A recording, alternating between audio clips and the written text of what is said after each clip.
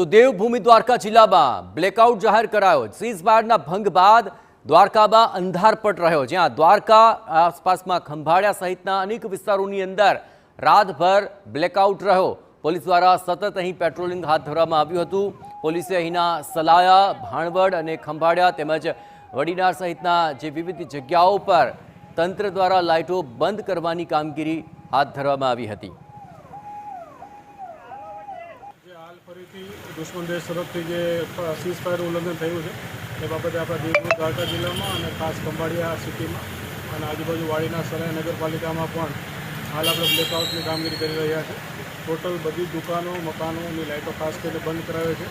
જીવન જરૂરી વીજ પ્રવાહ સિવાયની બધી ચીજવસ્તુઓ અને હાલ કોઈ પણ સામાન્ય માનવી એમને રસ્તામાં ન ભટકે એટલે પોતપોતાના ઘરે સુરક્ષિત રહે એ બાબતનો પ્રયત્ન અત્યારે જિલ્લા વહીવટીતંત્ર ચાલુ છે। અન્ય કોઈ પણ અફવામાં ફરીથી માણસો ન આવે એવું ફરીથી મારું સૂચન છે અને કોઈ પણ માણસને જરૂરિયાત હોય જિલ્લા વહીવટીતંત્ર હંમેશા તેની સાથે છે। આપણે DEOC મામદાર ઓફિસ ખંભાળિયાનો નંબર 100%